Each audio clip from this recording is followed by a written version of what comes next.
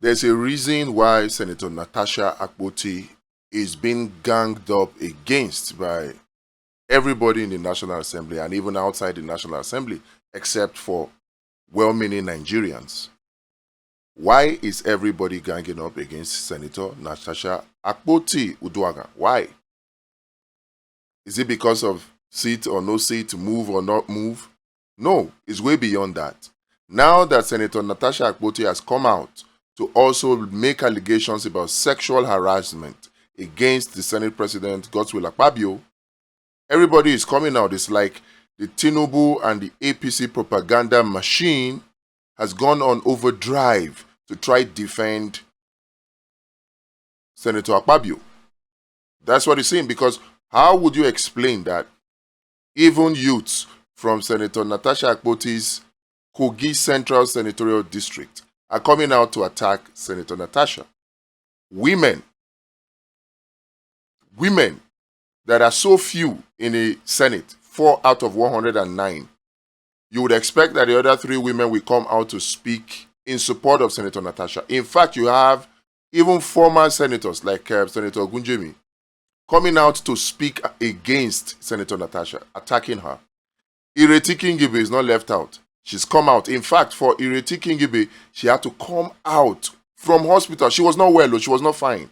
But because of the gravity of the video I'm about to play for you, she ran out of the hospital to go to Arise News, to go and give an interview, just to castigate and discredit Senator Natasha. There's a reason why. And Nigerians must not lose focus on this. Before you knew it, you had women that are supposed to be defending the rights of women in Akwa Ibom came out to start saying things that were totally irrelevant to what is on the ground as the bone of contention. Totally irrelevant. What is, Senator Natasha respect the Senate President. We respect men. Come on, what has that got to do with anything? That just goes to show you that the propaganda machine of the APC and Tinubu, they are in strong overdrive for Senator Akpabio so that they can continue to push the narrative. But here is where it is a wake-up call for all Nigerians. This just proves that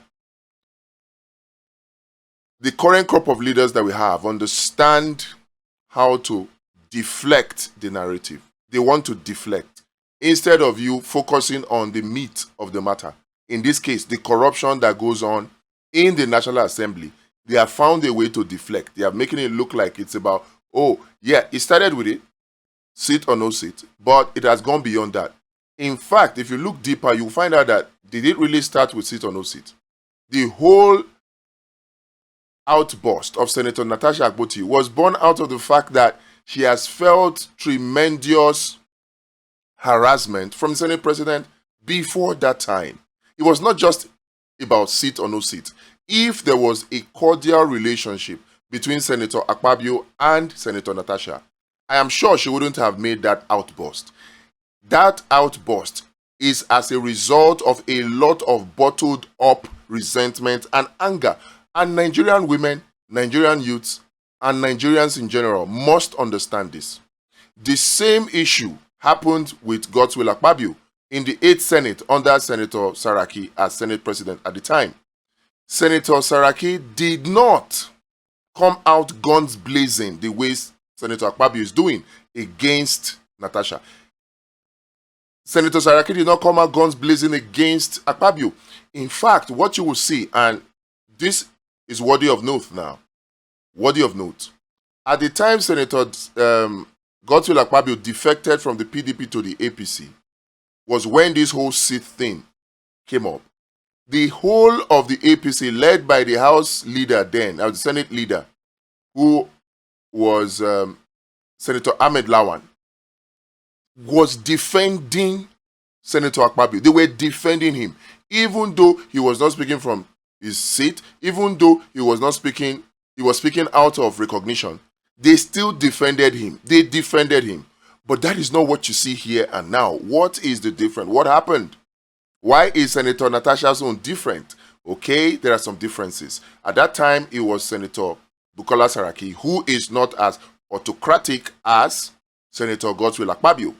And you had a situation whereby Senator Akpabio at the time did not divulge the corruption that was going on in the Senate, such as you have with Senator Natasha Akpoti.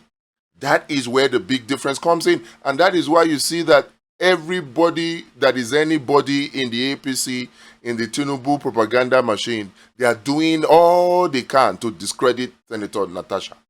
They are doing all they can. All that, in fact, even the rules, they are trying to bend the rules now, telling you that Order 10 is subservient to Order 52 and all that. All of this is just to muscle and to gag and to shut Senator Natasha up. She's been a shining example of what legislators should do.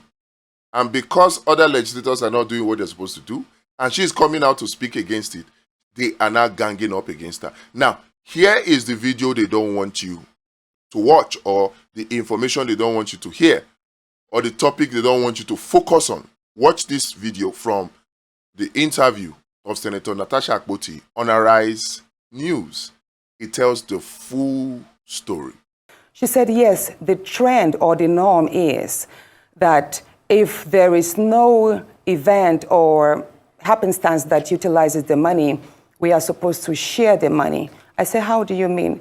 She said, the money is usually shared. I, as the chairperson, I will take a part of it. I'll give some to my deputy, and the rest of the money will be shared amongst the staff of the local content committee. And I was like, did you say that is what happens? She said, yes, that is what my predecessor did, and that is what happens in all the committees in the National Assembly. I said, well, you know what? That money, if it's meant to service the operations of the committee, it's not meant to enrich my pockets. It's not meant to enrich the pockets of the staff. I would not want to collect this so-called impress. So I would advise that you keep that money in the account, and we build the money, we use it for whatever it's needed. If we have to buy office equipment, print stationaries, then going straight to your first question, which is the allegations, the petition against me on by a certain northern group, which has to do with the conduct of my office as the chair of the local content committee. I would first say that the allegations are baseless, but as they are hampering on my integrity, I am glad to throw some light on it. The first allegation there was on the misappropriation of the funds in the account and withholding the impress, as it said. I would like to say this, that when I resumed as chair, I have the bank statement here. It's the Sterling, it's an account under the name Senate Committee on Local Content, and the account is with Sterling Bank, and the account number is 00662082209. And when I resumed as chair of the committee, the account balance was 0.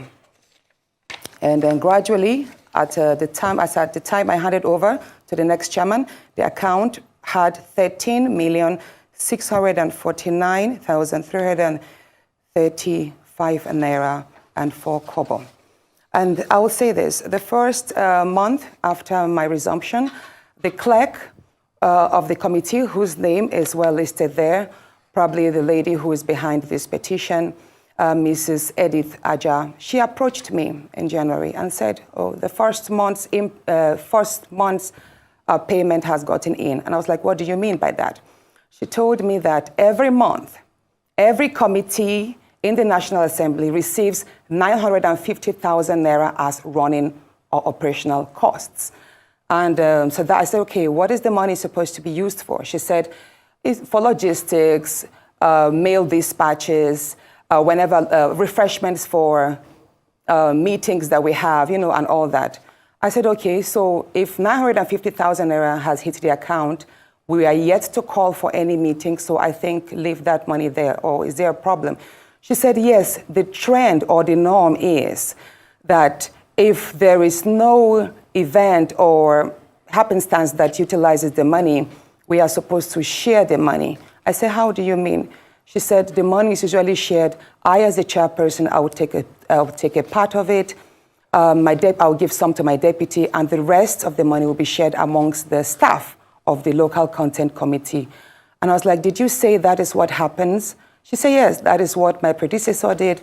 And that is what happens in all the committees in the National Assembly. I said, well, you know what?